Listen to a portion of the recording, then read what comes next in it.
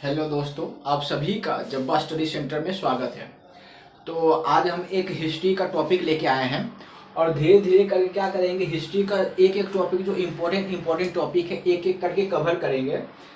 तो चाहे जो भी स्टेट पीसीएस का भी एक एग्ज़ाम हो या फिर वनडे का एग्ज़ाम हो, उसमें से आप पेपर में आप पेपर लगा के देखना। उसमें से काफ़ी कम 80% क्वेश्चन तो ये बताएंगे कि आपसे 80% क्वेश्चन आपका हो जाएगा। तो आज हम एक हिस्ट्री का एक टॉपिक लेके आए हैं जिसका जो हेडिंग है economic impact of British empire. मतलब ब्रिटिश एम्पायर के द्वारा मतलब इंडिया में जब वो ब्रिटिश एम्पायर आए उसका क्या इकोनॉमिक इम्पैक्ट पड़ा उस पर, वो चीज़ हम देखने वाले हैं। इससे पहले अगर आपने हमारा चैनल को सब्सक्राइब नहीं किया है तो चैनल को बिल्कुल सब्सक्राइब करें एंड अगर वीडियो अच्छा लगे तो लाइक करें, अगर नहीं भी अच्छा लगे तो अपना आप सजेशन दिए उसमें कमेंट करके। तो आज हम देखते हैं economic impact of British empire. तो इसमें हम पहला देखते हैं इम्पेरियलिज्म। ठीक है, इम्पेरियलिज्म में मतलब साम्राज्यवाद, ठीक है ना। और इसमें जो आएगा हिंदी इंग्लिश मिक्सिंग होगा, तो किसी को भी घबराने की बात नहीं, जहाँ पे हिंदी लिखा रहेगा उसमें हम इंग्लिश में एक्सप्लेन कर देंगे। तो यहाँ पे आया साम्राज्यवाद। साम्राज्यवाद पे देखते हैं कि साम्राज्यवाद होता क्या है। साम्राज्यवाद उसको बोलते हैं जब कोई एक देश वो अपना उपनिवेश मतलब जब कोई देश अपना उपनिवेश कोई और देश को बना ले, मतलब उसको कोई और देश मतलब कोई और देश पे आश्रित होके उसको अपना उपनिवेश बना ले। मतलब कहने का मतलब ये हुआ कि कोई भी एक देश है अपना एम्पायर को फैलाए और उसको अपना उसको अपना भोजन बना ले, उसी को हम उपनिवेश बोलते हैं सबसे आसान भाषा में अगर बात करें तो। ठीक है ना। तो अब देखते हैं कि इंडिया में जो साम्राज्यवाद है कब से फैला। जब 1600 में आपका ईस्ट इंडिया कंपनी का इस्टेब्लिश हुआ था ब्रिटेन में, लंदन में। तो मतलब ईस्ट इंडिया कंपनी क्या किया कि धीरे धीरे करके अपना साम्राज्य को फैलाते गया और उसके करके कुछ दिन बाद उसका तीन प्रोविंस इंडिया में हो गया था। जो आपका कोलकाता, मद्रास एंड बंगाल उस समय का प्रोविंस धीरे धीरे फैला के बाकी तो और अपना एम्पायर को काफ़ी फैलाए, लेकिन शुरुआत में 3 प्रोविंस अपना वो धीरे धीरे करके फैला लिए। तो उसी में हम क्या करें, उसी में एक बैटर ऑफ प्लासी हुआ था। अभी हम वो भी देखेंगे आगे बड़े आने वाले समय में। बैटर ऑफ प्लासी 1757 में हुआ था। ये डायरेक्ट क्वेश्चन भी आपसे पूछता है एज ए स्टेटिक भी, आप इसे याद रख सकते हैं कि 1757 में बैटर ऑफ प्लासी हुआ था एंड 1764 में आपका बैटर ऑफ बक्सर हुआ था एंड 1765 में बैटर ऑफ बक्सर के बाद ही आपका ट्रीटी ऑफ इलाहाबाद हुआ था 1765 में। फिर 1765 से 1772 तक आपका डायरकी लगा दिया। ठीक है ना। ये जो डायरकी लगा इसी समय में बंगाल या इंडिया में सबसे अधिक लूटा गया। डायरकी मतलब ये होता है कि जैसे हमें मतलब कोई भी 2 टैक्स देते थे, एक तो लोकल गवर्नमेंट को टैक्स देते थे और एक ब्रिटिश एम्पायर को टैक्स देते थे ईस्ट इंडिया कंपनी को। मतलब 2 टैक्स मतलब देने का प्रथा ब्रिटिश मतलब ईस्ट इंडिया कंपनी ने बना दिया था। उसी को 1765 से लेकर 1772 तक बंगाल में डायरकी लागू रहा। इसी में क्या किया कि ब्रिटिश इंडिया काफ़ी इसमें लूटा। ठीक है ना। तो अब हम आगे देखते हैं कि जो इम्पेरियलिज्म जो साम्राज्यवाद का जो 3 फेज में हम उसको डिवाइड किए हैं। ठीक है ना। 3 फेज हुआ। पहला फेज में हम रखें जो बैटर ऑफ प्लासी हुआ उस समय से लेके 1813 तक।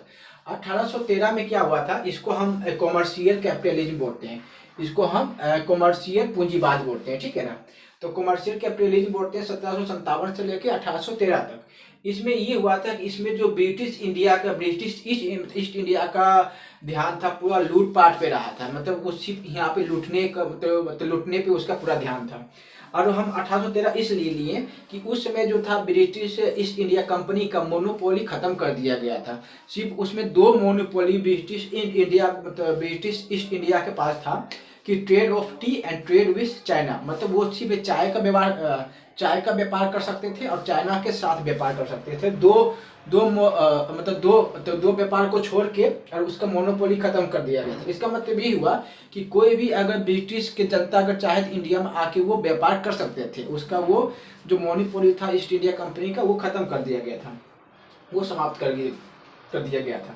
और इस फेज में जो ब्रिटिश ईस्ट इंडिया कंपनी था पूरा ध्यान उसको इंडिया को लूटने पर, कैसे हम इंडिया को लूटे उस पर उसका पूरा ध्यान था। अगर अब हम देखते हैं फेज टू आपका हुआ 1813 से लेके 1857 से। इसको हम इंडस्ट्रियल कैपिटलिज्म बोलते हैं। इसको हम क्या बोलते हैं कि इंडस्ट्रियल कैपिटलिज्म हम बोलते हैं। इसमें क्या करता था इंडस्ट्रियल कैपिटलिज्म में कि इंडिया से वो कच्चे रॉ मटेरियल लेके रॉ मटेरियल यहाँ से एक्सपोर्ट करता था और उसी रॉ मटेरियल को मतलब लंदन में या ब्रिटेन में बना के उसको इंपोर्ट करवाते थे। तो उस पर क्या होता था, हैवी टैक्स लग जाता था। 1 रुपया का सामान इंडिया में आते आते काफ़ी महंगे दाम में यहाँ के लोग उसे खरीदते थे। तो ये समझिए, इसको हम इस फेज में रखें, इंडस्ट्रियल कैपिटलिज्म के फेज में रखें इसको। तो इसमें क्या हुआ कि जैसे 1 रुपया का सामान अगर जो यहाँ से एक्सपोर्ट करते थे, उसी सामान को यहाँ पे जो इंडियन थे उसे काफ़ी महंगे में यहाँ पे खरीदते थे, क्योंकि सारा फैक्ट्री उक्ट्री जितना भी ईस्ट इंडिया कंपनी का फैक्ट्री था वो अधिकतर फैक्ट्री वो लंदन में ही लगा कर रखे थे। तो यहाँ से कच्चे माल को बाहर भेजते थे और बाहर से वो उसी माल को बना के इंडिया में इंपोर्ट करते थे। तो इंडिया को उससे काफ़ी नुकसान हुआ। 1 रुपया का सामान काफ़ी महंगे में यहाँ के लोग खरीदे। उसके बाद हम देखते हैं फेज 3 आपका। फेज 3 आपका हो गया है, इस फेज को 1857 से लेकर 1947 तक। इसको हम फाइनेंशियल कैपिटलिज्म बोलते हैं। इसको हम क्या बोलते हैं, फाइनेंशियल कैपिटलिज्म। इसमें ये हुआ था कि भारतीयों है ना, इसमें जो इंडियंस थे उसका आर्थिक शोषण किया गया था। और उसमें आर्थिक शोषण करने का मतलब ये हुआ कि किसी को ऋणी बना के या कर्जदार बना के, किसी को ऋण बना के या कर्जदार बना के उसको लूटना, उसको ऋणी बना के या कर्जदार बना के उसको लूटना उसको लूटना कहने का मतलब ये हुआ कि जो भी किसान थे उसको क्या करते थे, उसको उसका खेत को कि आप ये चीज आप ये अनाज उपजाइए। अगर वो उतना उपज नहीं होता था या किसी भी हाल में हुआ या उसका खेत जो बंजर बन जाता था, तो उसके लिए क्या करते थे, वो पूरा खेत को ही हथिया लेते थे। तो ये उसी को ऋणी बना के या कर्जदार बना के उसको क्या करते थे, पूरा उसका जो संपत्ति हथिया लेते थे। तो ये इसे हम थर्ड फेज में रखें 1858 से लेकर 1947 तक। तो अब हम इसके बाद लैंड रिवेन्यू सिस्टम देखते हैं कि लैंड रिवेन्यू सिस्टम भी ब्रिटिश ईस्ट इंडिया कंपनी लेके आया था। तो अभी हम इसके बाद वो देखते हैं। आइए दोस्तों, एक बार फिर से हम लैंड रिवेन्यू सिस्टम को देखते हैं। तो ब्रिटिश गवर्नमेंट ने 3 लैंड रिवेन्यू सिस्टम लेके आए थे। पहला था कि आपका परमानेंट सेटलमेंट था, दूसरा था आपका रैयत वाली सिस्टम था, एंड तीसरा था महर वाली सिस्टम। ठीक है ना। तो 3 लैंड रिवेन्यू सिस्टम लेके आए थे। और ये जो लैंड रिवेन्यू सिस्टम था इंडिया के अलग अलग क्षेत्र में ये लागू था। तो हम पहले देखते हैं परमानेंट सेटलमेंट। आपका ये परमानेंट सेटलमेंट एंड रैयत वाले सिस्टम से काफ़ी क्वेश्चन पूछते हैं और ये दोनों आपका बहुत ज़्यादा इंपॉर्टेंट है। तो ये दोनों का तो खास तौर पे आप ध्यान रखें, प्लस जो महलबारी सिस्टम है उसे भी आप माइंड में रखें। तो परमानेंट सेटलमेंट जो स्टार्ट हुआ था आपका, ये परमानेंट सेटलमेंट स्टार्ट हुआ था आपका लॉर्ड कॉर्नवालिस के समय हुआ था 1793 में। ये लॉर्ड कॉर्नवालिस के समय पे परमानेंट सेटलमेंट लेके आए थे लॉर्ड कॉर्नवालिस। ठीक है ना। और अगर रैयत वाली सिस्टम का बात करें तो 1820 में आपका थॉमस मुनरो, ठीक है, रैयत वाले सिस्टम जो लेके आए थे थॉमस मुनरो लेके आए थे। और महल वाली सिस्टम अगर लेके आए थे तो लॉर्ड विलियम बेंटिक। ठीक है ना, लॉर्ड विलियम बेंटिक। तो यहाँ पे एक ऐसा भी आप इसे याद कर सकते हैं जैसे परमानेंट सेटलमेंट। ठीक है ना। तो अगर वहाँ पे ऐसे अंग्रेज बोलते थे अगर तुम सेटलमेंट नहीं करोगे तो तुमको कनाएंगे। कनाने तुमको उड़ा देंगे। ठीक है ना। तो कनाना हो गया कौन। ठीक है ना, तुमको कना देंगे। ऐसा हम लोग का लोकल भाषा है, क्राई करना को हम लोग कनाना भी बोलते हैं, लोकल लैंग्वेज है। ठीक है ना। तो ऐसा आप याद रख सकते हैं कि ये अगर तुम सेटलमेंट नहीं करोगे परमानेंट तुमको कना देंगे। ठीक है ना। तो लॉर्ड कॉर्नवालिस हो गया। रैयत वाले सिस्टम में आप ऐसा सिंपल याद रखें, थॉमस मुनरो हो गया। एंड महल वाले सिस्टम 1833 में आया था, लॉर्ड विलियम बेंटिक के द्वारा लाया गया था। ठीक है ना। उसके बाद हम अगर हम बात करें तो ये जो परमानेंट सेटलमेंट था, जो ब्रिटिश का जो क्षेत्र था, जितना ब्रिटिश का क्षेत्र था, जितना उसका एरिया आता था, उसमें 19% एरिया में ये परमानेंट सेटलमेंट सिस्टम लागू था। लैंड रेवेन्यू सिस्टम का परमानेंट सेटलमेंट जो सिस्टम था वो 19% के एरिया में लागू था। अगर रैयत बारी सिस्टम का बात करें तो ये 51% एरिया में ये रैयत बारी सिस्टम लागू था। अगर आपका महर बारी सिस्टम का बात करें तो ये 30% क्षेत्र में ये लागू था, मतलब ब्रिटिश इंडिया का 30% क्षेत्र में ये लागू था। अगर हम इसको अब हम ये देखते हैं कि जो परमानेंट सेटलमेंट में है कि ब्रिटिश इंडिया इसे टैक्स कैसे लेते थे। तो फिर जो वहाँ के जो इसमें क्या करते थे कि जो जमींदार होते थे ना, तो जमींदार को बोला जाता था कि तुम हमें टैक्स कलेक्ट करके दो और कुछ तुमको हम पार्ट दे देंगे। तो जमींदार क्या करते थे कि अगर मतलब 11 पार्ट का एक पार्ट है ना, 11 में से एक पार्ट जमींदार खुद अपने पास रखते थे और ये 10/11 पार्ट है ना ब्रिटिश इंडिया को दे देते थे, ठीक है ना। तो ये 10/11 पार्ट ब्रिटिश इंडिया को दे देते थे और 1/11 पार्ट अपने जमींदार उसको दिया जाता था, तो वो करेक्ट करने के लिए, ठीक है ना। जो करेक्ट किए थे उसी के समझिए आप उसके लिए उसको 1/11 पार्ट उसको जमींदार को मिलता था। अगर हम बात करें कि इसमें क्या होता था, इसमें क्या होता था कि रैयत बारी में क्या होता था कि किसान खुद अपना टैक्स कलेक्ट करके ब्रिटिश गवर्नमेंट को देते थे। इसमें इसका जो टैक्स सिस्टम था है ना 33 से 55% तक इसमें टैक्स लगता था। तो ये काफ़ी ज़्यादा मात्रा में टैक्स लोग लेते थे। तो 33 से 55% तक टैक्स ब्रिटिश इंडिया यहाँ से मतलब किसान से लेते थे।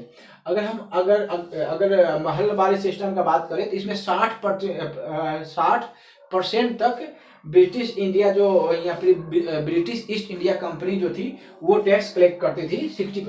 महलबारी सिस्टम में उसमें क्या सिस्टम था टैक्स कलेक्ट करने का, जैसे कोई भी एक विलेज हुआ, ठीक है ना, कोई भी एक विलेज हुआ तो इसके अंदर जितना भी लोग आते थे या जितना भी किसान आते थे जो टैक्स के दायरे में आते थे, वो क्या करते थे कि पूरे गांव का टैक्स इकट्ठा कलेक्ट कर लेते थे। उसके बाद क्या करते थे कि वो इकट्ठा कलेक्ट जाके ब्रिटिश इंडिया को देते थे। इसमें जो अप टू 60% ये 60% तक इसमें टैक्स मतलब भरते थे।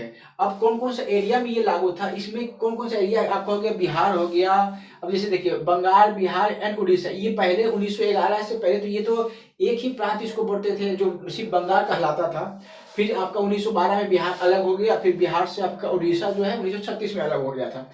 तो उसी हिसाब से कि जो आपका परमानेंट सेटलमेंट सिस्टम जो लागू था बंगाल में था, बिहार में था और फिर उड़ीसा में था, बनारस तक था और एक साउथ इंडिया का छोटा सा पार्ट एक नॉर्थ कर्नाटका में ये सिस्टम लागू था। तो ये इसे आप याद रखिए, ये क्वेश्चन यहाँ से पूछा जाता है कि कहाँ पे ये परमानेंट सेटलमेंट लागू था। देखिए ये पूरा बंगाल, मतलब बंगाल पहले क्या क्या होता था, बंगाल हो गया, बिहार हो गया, उड़ीसा हो गया, ये तो पहले बंगाल में ही आता था। उसके अलावा हो गया Bengal and Karnataka, south India का छोटा सा एक पार्ट नॉर्थ कर्नाटका में परमानेंट सेटलमेंट ये लागू था। अगर हम रैयत वाली सिस्टम का बात करें तो बॉम्बे में था, मद्रास में था, और बॉम्बे था, मद्रास था, एक असम में भी ये सिस्टम लागू था। बॉम्बे था, मद्रास था एंड असम में भी ये सिस्टम लागू था। अगर महलबारी सिस्टम का बात करें तो पंजाब में, यूपी में और मिडिल प्रोविंस जो मिडिल इंडिया था उसमें ये महलबारी सिस्टम लागू था। हमें मतलब उम्मीद है कि आपको ये एक बार जो लैंड रेवेन्यू सिस्टम जो है, ये तीनों लैंड रेवेन्यू सिस्टम आपका समझ में आ गया होगा। फिर से एक बार रिकॉल करवा देते हैं। परमानेंट सेटलमेंट जो लेके आए थे लॉर्ड कॉर्नवालिस लेके आए थे 1793 में, ठीक है ना। रैयत वाली सिस्टम लेके आए थे आपका थॉमस मुनरो लेके आए थे 1820 में। ये दोनों बहुत बार एग्जाम में पूछे जा चुके हैं, तो ये दोनों को तो आप एकदम याद रखें ही। बाकी अपना महलबारी जो सिस्टम है उसे भी अपना माइंड में रखें। और ये आपका 1833 में आया था, लॉर्ड विलियम बेंटिक के द्वारा ये लेके आए थे। ये इसमें जमींदार लोग टैक्स कलेक्ट करके देते थे और ये आपका 10/11 पार्ट को ब्रिटिश ईस्ट इंडिया कंपनी को दे दिया जाता था और 1/11 पार्ट जो है जमींदार खुद अपने पास वो रखता था, ठीक है ना। अगर हम देखते हैं उसके अलावा तो आप ये बंगाल, बिहार, उड़ीसा, बनारस और नॉर्थ कर्नाटका में ये लागू था। अगर इसका हम बात करें रैयत वाले सिस्टम का तो ये आपका बॉम्बे हो गया, मद्रास हो गया, असम हो गया, ठीक है ना। अगर इसका हम बात करें आपका तो Punjab, UP and middle province में ये सिस्टम लागू था। अब हम फैक्ट्री एक्ट देख लेते हैं, ठीक है ना। दोस्तों यहाँ पे बोलना चाहते हैं आप लोगों से कि जिसका भी अगर वन डे एग्जाम के लिए अगर वो देख रहे हैं तो उसके लिए सिर्फ एक ही आप याद रखें तो तब भी उसका काम चल जाएगा। अगर आपसे एग्जाम में यही पूछा जाता है कि पहला फैक्ट्री एक्ट कब आया था, तो 1881 में आया था, ठीक है ना। यह किसके द्वारा लेके आया था, लॉर्ड रिपन के। आप इतना ही याद रखें जो वन डे तैयारी करते हैं, बाकी जो पीसीएस सब का तैयारी करते हैं तो उसके लिए तो सारा इसमें उसको ध्यान में रखना पड़ेगा। तो फिर अगर हम देखते हैं कि फर्स्ट फैक्ट्री एक्ट जो आया था आपका, first factory act Lord Ripon लेके आए थे। और इसमें दो कंडीशन रखे। इसमें क्या प्रोविजन था, यहाँ पे देखते हैं एक्ट है, ये आपका वाइसरॉय जो लेके आए थे, और ये आपका प्रोविजन, उसमें क्या मतलब प्रोविजन वो एक्ट में होके आया था। तो पहला फैक्ट्री एक्ट हम देखते हैं। पहला फैक्ट्री एक्ट आपका 1881 में आया था और लॉर्ड रिपन के द्वारा ये लेके आया था। और जहाँ भी अगर मतलब जिस मतलब छोटा भी फैक्ट्री में जहाँ पे 100 से ज़्यादा मतलब एम्प्लॉय काम करते थे, वो ये जो फैक्ट्री एक्ट वहाँ पे लागू हुआ था। इसमें क्या हुआ था एक और, कि जो 7 से कम मतलब उम्र के जो बच्चा था उसको काम करने पे रोक लगा दिया गया था, ठीक है ना। इसमें क्या था कि 7 से कम बच्चे पे काम करने का मतलब रोक लगा दिया था। और जहाँ भी 100+ एम्प्लॉय थे जिस फैक्ट्री में, उसी फैक्ट्री में ये आपका एक्ट लागू होता था। इसके बाद हम देखते हैं आपका सेकेंड फैक्ट्री एक्ट आपका आया था 1891 में। ये लॉर्ड लैंसडाउन के समय आया था, ठीक है ना। लॉर्ड लैंसडाउन के समय ये आया था।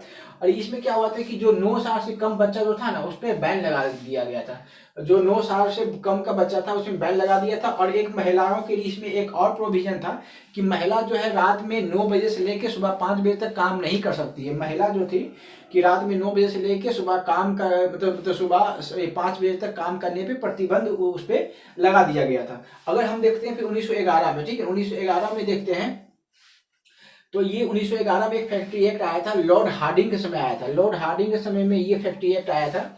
और इसमें हम बात करें तो इसमें जो मेल थे उस पर जो वर्क टाइम कर दिया था 12 घंटा, कि आप 12 घंटा तक काम कर सकते हैं।